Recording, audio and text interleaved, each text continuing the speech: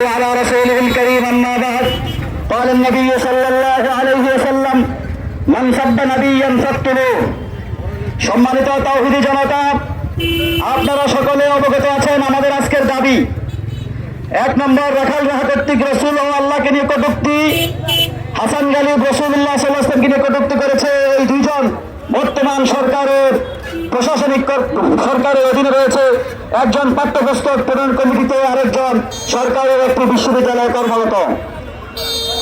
তৃতীয় নম্বর হচ্ছে, রোজা রমজানের দিনে আইনি এবং প্রশাসনিক কর্মকর্তা র্যাব মোহাম্মদ আলিফ হোসেন, সে একজন রোজাদার বোনকে রোজা ভাঙিয়ে ধর্ষণ করেছিল, এখনো তার বিচার হয়নি। আজ আমরা এই তিনটি দাবি নিয়ে দাঁড়িয়েছি। 2024-এর 5 আগস্ট বিগত স্বৈরাচার ফ্যাসিবাদ পালনের পরেও যদি সবকিছু পরিবর্তন হয়, অথচ রাসূলুল্লাহ সাল্লাল্লাহু আলাইহি ওয়াসাল্লামের নামে ব্যঙ্গ কটূক্তি যদি বন্ধ না হয়, তাহলে আমাদের আর বেঁচে থাকার কোনো অধিকার নেই। আমরা মনে করি এই দেশের স্বাধীনতা, মুসলমানদের অধিকার তখনই সুরক্ষিত হয়েছে বলে গণ্য হবে যখন এই দেশের 92 ভাগ মুসলমানের একমাত্র কলিজার টুকরা, জীবনের চেয়েও প্রিয় রাসূলুল্লাহ সাল্লাল্লাহু আলাইহি ওয়াসাল্লামের ইজ্জতের রক্ষা হবে। সেই দেশে রাসূলের ইজ্জত রক্ষা নেই, সেই দেশে স্বাধীনতা বলতে কোনো শর্ত নেই। সংগ্রামী তাওহীদি জনতা, কথায় কথায় বলা হয় মব জাস্টিস, মব জাস্টিস। যদি বিগত ফ্যাসিবাদের আমলে তাওহীদি জনতা মব জাস্টিস না করত, আন্দোলন প্রতিরোধ না করে থাকত, তাহলে আপনারা কেউ ক্ষমতার মস্তকে বসতে পারতেন না।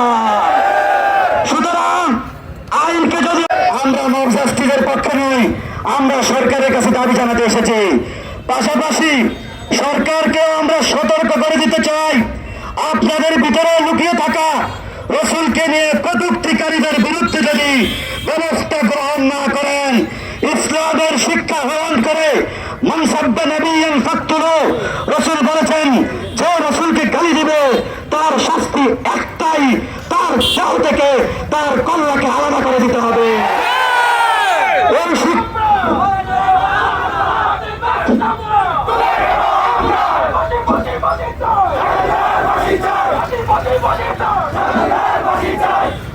এই সিরাত থেকে শিক্ষা নিয়ে, সাহাবাদের থেকে শিক্ষা নিয়ে, মুহাম্মদ বিন মাসলামার উত্তরসূরিরা, আব্দুল্লাহ বিন আতিকের উত্তরসূরিরা এবং উম্মে ইবনে মাকতুমের উত্তরসূরিরা যদি কোন শাতিনকে, কোন নাস্তিককে রাসূলের ব্যবহারকারীর কল্লা শরীর থেকে আলাদা করে দেয়, তাদেরকে জঙ্গি বলতে পারবেন না। এই অপরাধ, এই দায়ভার বর্তমান সরকারের যারা দাবি করা সত্ত্বেও তাদের এই আইন এবং তাদের শাস্তি মৃত্যুদণ্ড কার্যকর করছে না, তারাই অপরাধী হিসাবে বিবেচনা করা বুঝতে হবে। আজকের এই বক্তব্য থেকে আমরা জনতাকে সাথে নিয়ে এবং সর্বশ্রেণীর তাওহীদি জনতাকে সাথে নিয়ে প্রশাসন এবং সরকারের কাছে 3টি দাবি জানাতে চাই। নম্বর 1, রাখাল রাহা, হাসান গালিব এবং র্যাব আলিফ, রাখাল রাহা 3 জনকে তাদের দায়িত্ব থেকে অব্যাহতি দিয়ে অনতিবিলম্বে তাদের ফাঁসি সবার সামনে বাস্তবায়ন করতে হবে। আমাদের দ্বিতীয় দাবি, সরকারি কর্মকর্তাদের মধ্যে গাপ্পি মেরে থাকা কিছু নাস্তিক রয়েছে যারা দেশকে শান্ত দেখতে চায় না।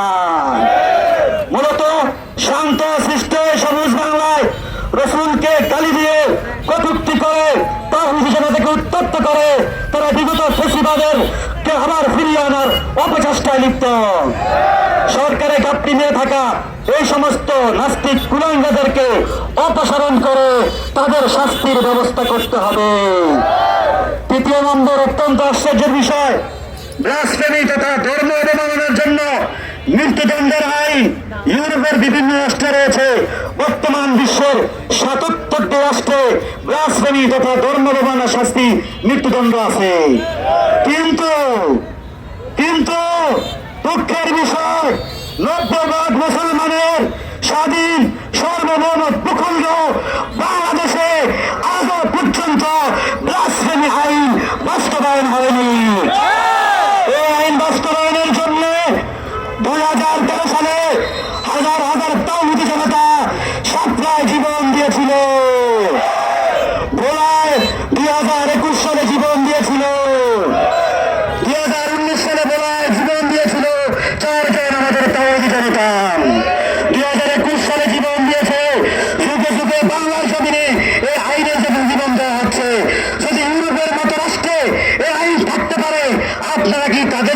নিজেদেরকে স্মার্ট মনে করেন? কোথায় কোথায় তো ইউরোপ বানাবেন, আমেরিকা বানাবেন, স্লোগান দেন।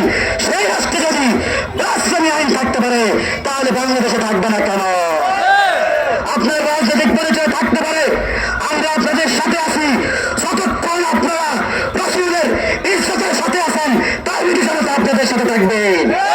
কিন্তু রাজনৈতিক নেতারা যে দল করেন না কেন, ইসলামিক হোক অনিসলামিক হোক সেকুলার হোক, রাসূলের ইজ্জত নিয়ে চুপ থাকবেন। তাও যদি জনতা কিন্তু আপনাদেরকে কথা বলবে না। সুতরাং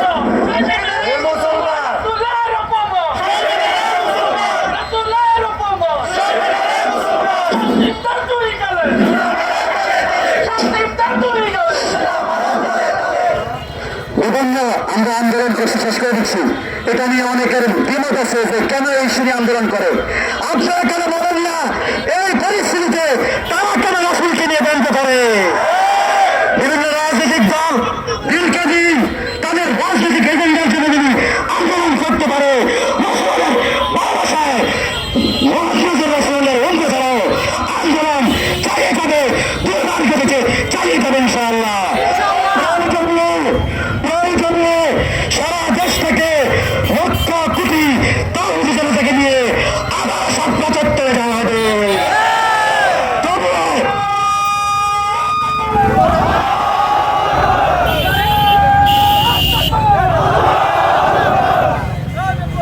সর্বশেষ আমরা যে 3টি দাবি করেছিলাম, 1 নম্বর ছিল রাখাল রাহার ফাঁসি, 2 নম্বর ছিল সরকারি কর্মকর্তাদের মধ্যে যারা 7 মাসে রাসূল অপমান করে আছে তাদেরকে শায়েস্তা এবং তাদের শাস্তি, 3 নম্বর অনতিবিলম্বে ব্লাসফেমি আইনের মাধ্যমে দেশের স্বাধীনতাকে সুরক্ষা করতে হবে।